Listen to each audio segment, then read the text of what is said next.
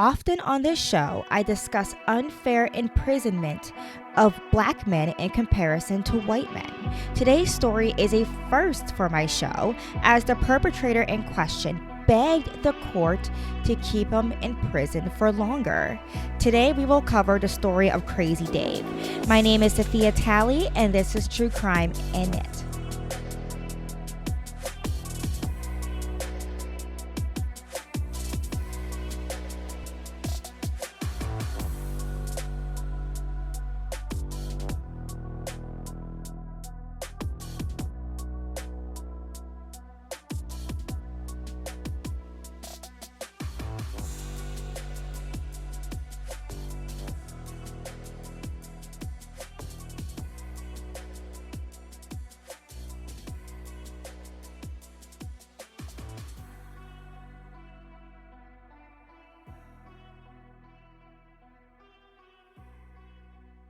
David Edward Moss was born in Connellsville, Pennsylvania on April 5, 1954, to parents George and Eva Moss. He was the second oldest of 4 children, and he was raised in an apartment off of North Mozart Street. According to his mother, David had violent tendencies from a very young age. Eva recalls her son's childhood, and this is a quote from her: "He was always that way, from the time he can walk. Every time I tried to do anything with David, like trying to teach him right from wrong, everybody would just pet him and buy him stuff. It just made it difficult." End quote. Eva also remembers that at the age of 2, David used to throw heavy objects at his 1-year-old sister's head. Before going on, I must note that you should take Eva's claims with a grain of salt. Eva herself suffers from psychotic episodes and was known to stretch the truth when it came to talking about her son David. In fact, when David was 7, his parents divorced and his mom began raising him on his own. She was only able to raise him for 2 years before she felt like it was becoming too much. Jeffrey, David's older brother, recalls an incident from this time when he brought David to the park and Jeffrey was holding a baseball bat. David then took the bat and proceeded to beat a nearby squirrel to death. And so there was a clear issue going on with David. However, I need to note that not everyone saw it that way.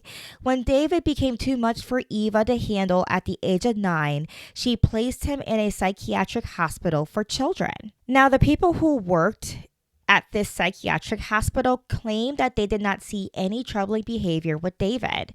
So these workers may be biased because most of the children in their care were not mentally ill, but a product of mentally ill family who could not provide proper care for them. And the hospital felt like Eva and they used this word, dumped him there. At these facilities, they strive for unification of families. So when they would try to set up home visits where David could visit his family, Eva just did not want him there.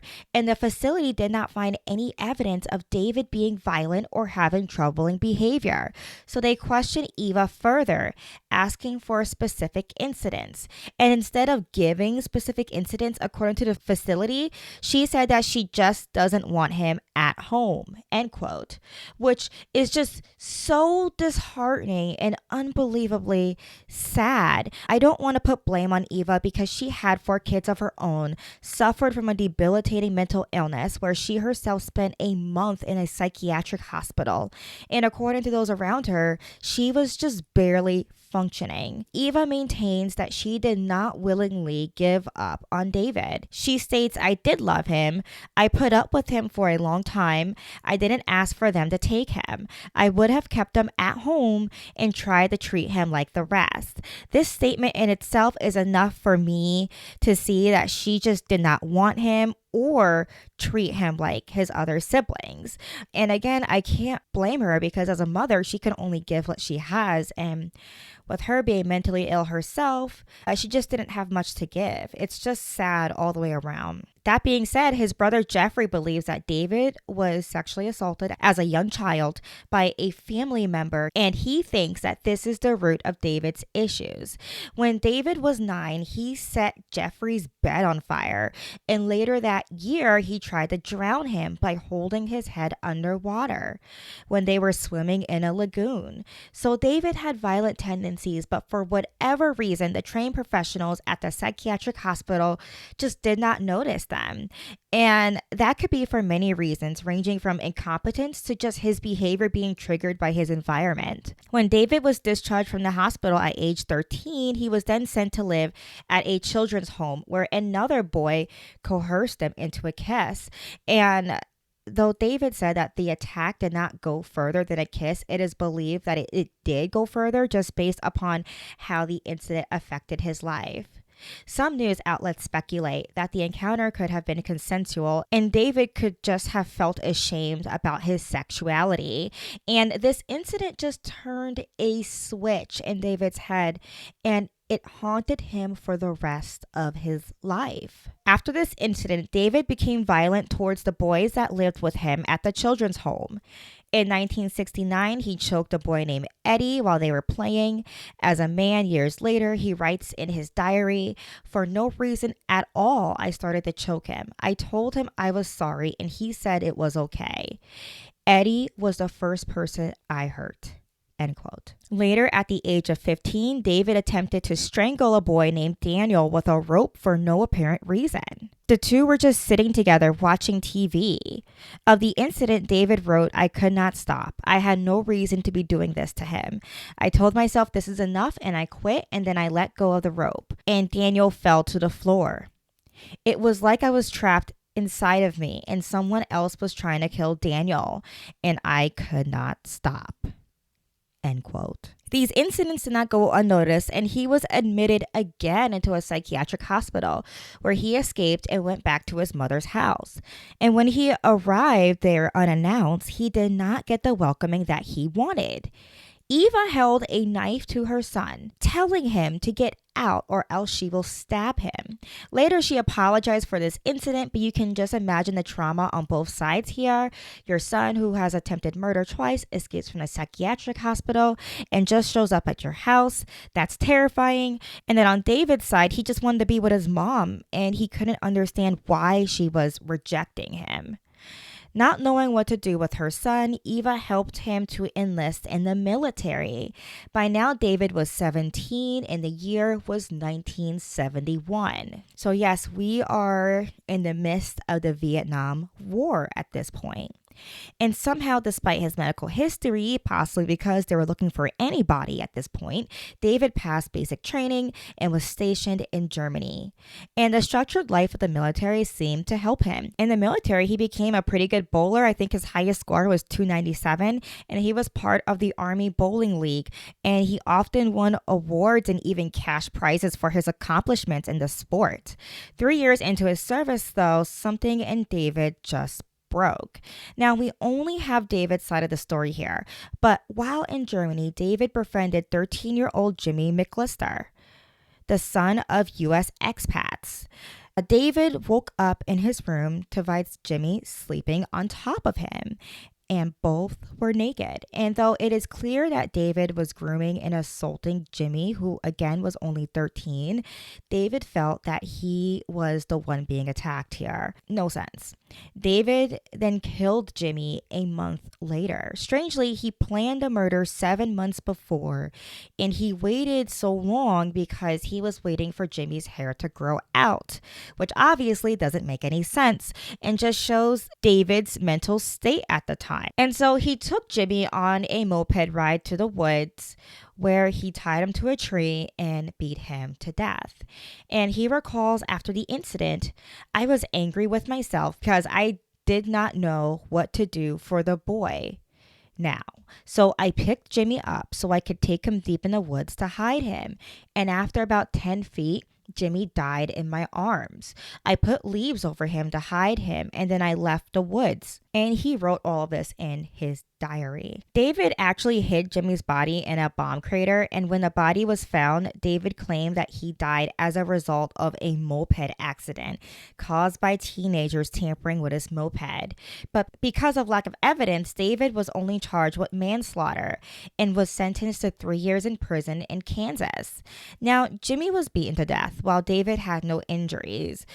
a moped accident just would not explain Jimmy's brutal murder. And so once again, the system failed everyone in that community. David was a free man in 1977 and hell-bent on continuing a path of destruction that will affect generations. We will continue David's story next week.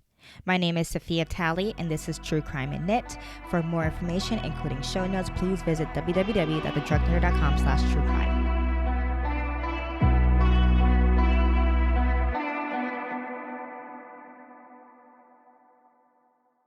And now it's time to hear from our sponsors. So as a mom, literally my only time to myself, my only me time, is when I get into the shower. And today's sponsor, Way, is helping me up my shower game with their Melrose Place Body Cleanser. This cleanser balances out and nourishes your skin. And it just has this really luxurious lather that just turns my shower experience into the spa day that I crave every single day. Experience the new Melrose Place Body Creme and Body Cleanser. Your body, your way. Go to theouai.com and use code BELIEVE, BLEAV, to get 15% off your entire purchase. That's 15% off your entire order at theouai.com, code BELIEVE. And last time for our knitter mission.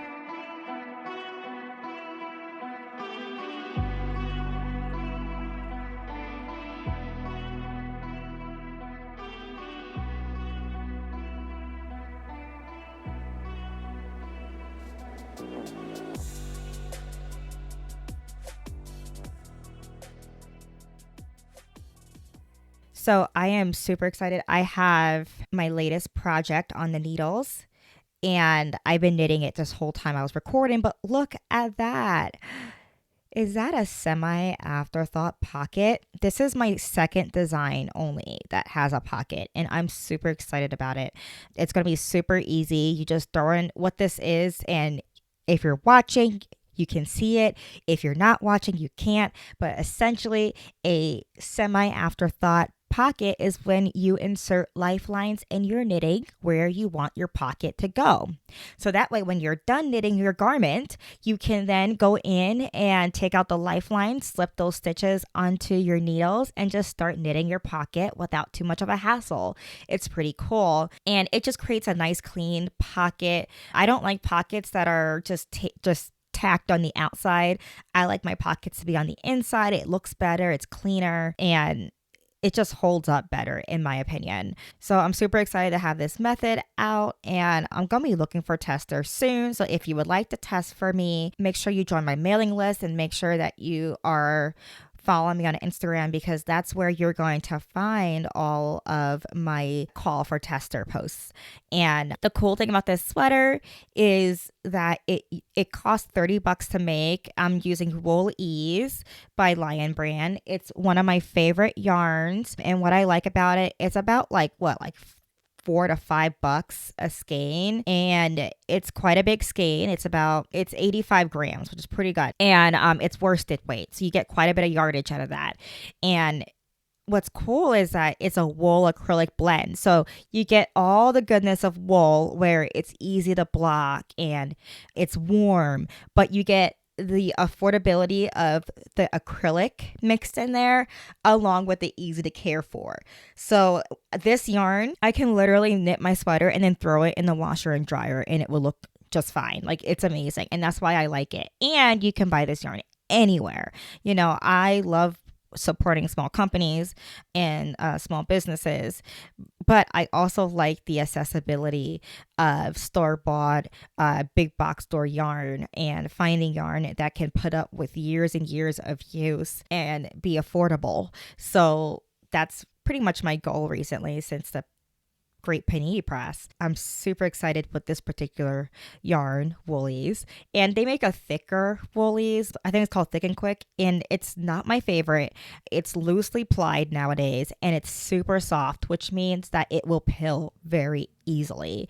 And that just bugs me. And on top of that, I find it a little itchy. I don't know why. So if you're looking for Woolies, make sure you get the worsted one just because it is less pilly. It's a little firmer, so it's not going to pill, and it just holds up better with time. And so in case you are wondering, I am currently designing the cardigan. This cardigan, it has afterthought pockets, as I super excitedly just blurted out.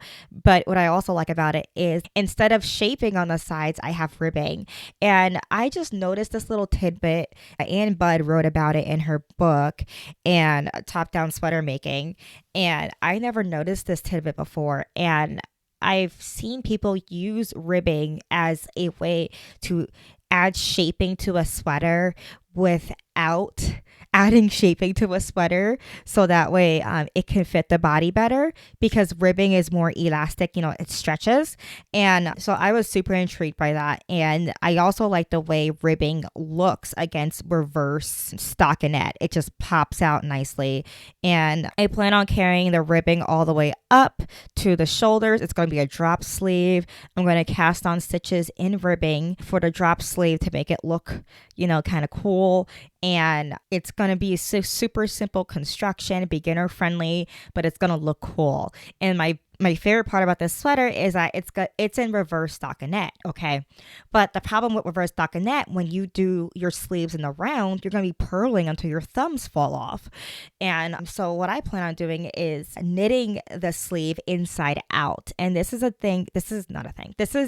technique that I've been using for a while, where if it's a lot of purling in the round, I just work a double stitch or what's it called? Like when you do a short row, like you wrap your stitch. There you go. You wrap your stitch, and then you just turn your work, and then you just work the wrap stitch as you would in a short row. But you're not short rowing. You're just working inside out without a gap, and no one will be the wiser. And it will be the fastest reverse stockinette sleeve you'll ever do in your life, because there's just all knitting, baby. It is amazing. So I'm super excited for that. And while I've been doing that, I also had a pattern released this weekend. I released a pattern with Neutrino called the Pacifica mitten. It is a super warm mitten using untreated wool.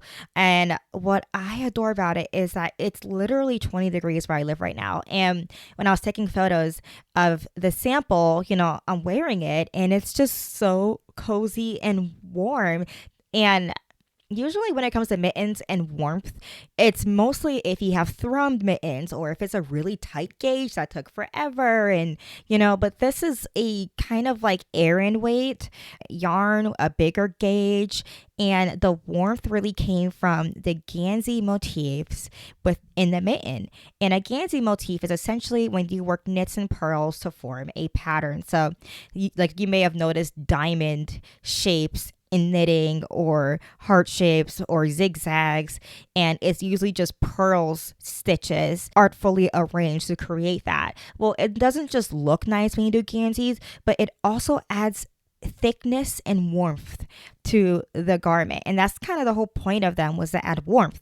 And so that's what I wanted to accomplish when making the charts for the Pacifica. Originally, it was going to be a sweater, but we decided to downsize it into a mitten to make it more accessible and a quick knit and a great introduction to Ganseys.